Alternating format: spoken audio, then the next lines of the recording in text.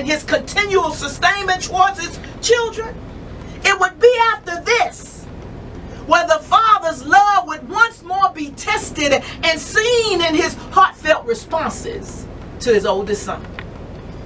Given that in verse 28, when the elder son refused to go in to join in on the celebration, it was with the 5 fatherly qualities that he possessed, where the father therefore came out to him and begged him to come in.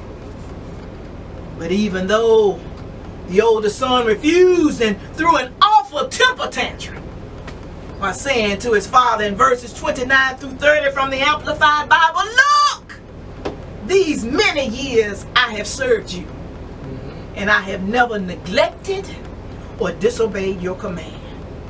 Yet you have never given me so much as a young goat so that I might celebrate with my friends. But when this other son of yours arrived, who has devoured your estate with immoral women, you slaughtered the fatted calf for him." It was after speaking his mind and accusing his daddy of playing favorites, where the father remained cool, glory to God, and with the qualities that he possessed, he reassured his son and then tried to promote harmony between the two of the boys by saying to him in the last 2 verses of Luke chapter 15, "Son, you are always with me, and all that is mine is yours. But it was fitting to celebrate and rejoice, for this brother of yours was as good as dead and has begun to live. He was lost and has been found." See, when it comes to being a father, it was brought to my attention that it takes all 5 of these qualities and more to effectively deal with our children, so as not to crush their spirit, but to build them up in the most holiest of faith. For when hardness is shown, it tends to produce rebellion. Whereas with the showing of love, it brings about humbleness. Which not only speaks to Proverbs 15:1 that from the King James Bible says, "A soft answer turneth away wrath, but grievous or harsh words stirreth up anger." But also speaks to Proverbs 25:15 that from the King James Bible says, "A soft or gentle tongue breaketh the bone."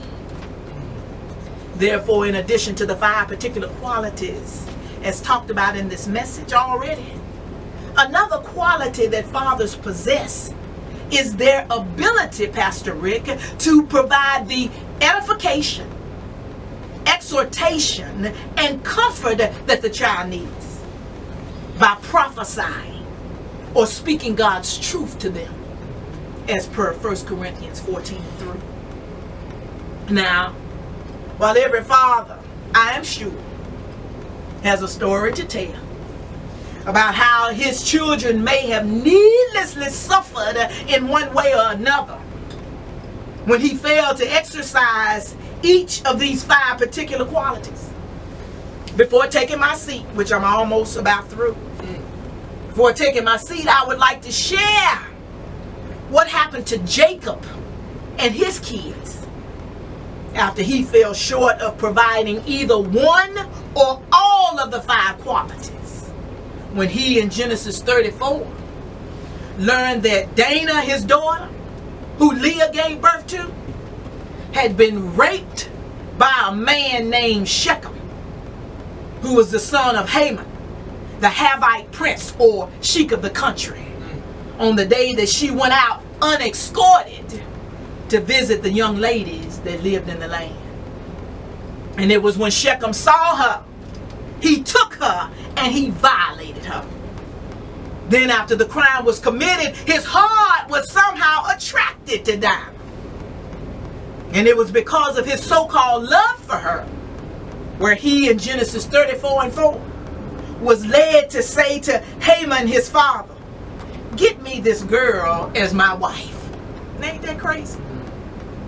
Now when Jacob heard the news that his daughter Dinah had been defiled, it is sad to say that he as her father did nothing at all, despite the chances that he had to walk in the five fatherly qualities that he possessed.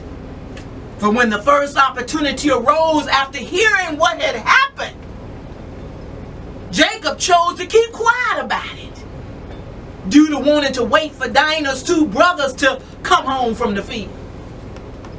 And when the second opportunity came, he again said nothing when he was approached by Shechem's father Hamor in regards to making marriage arrangements.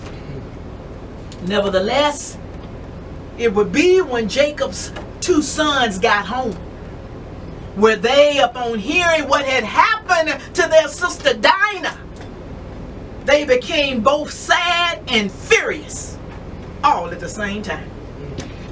Because in accordance with the word in verse 7 from the NIV Bible, Shechem had done a disgraceful thing in Israel by lying with Jacob's daughter, which was a thing that should not be done.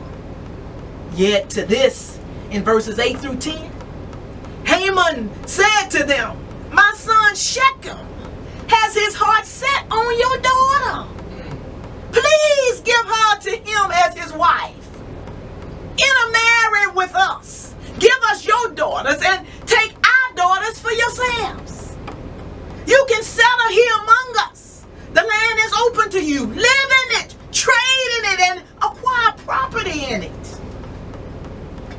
And after making them an offer that he thought they could not refuse, Shechem the rapist chimed in and took it a step further and said to Dinah's father and brothers in verses 11 through 12, "Let me find favor in your eyes and I will give you whatever you ask. Make the price for the bride and the gift that I'm to bring, and make it as great as you like. And I'll pay whatever you ask. Only give me the girl as my wife."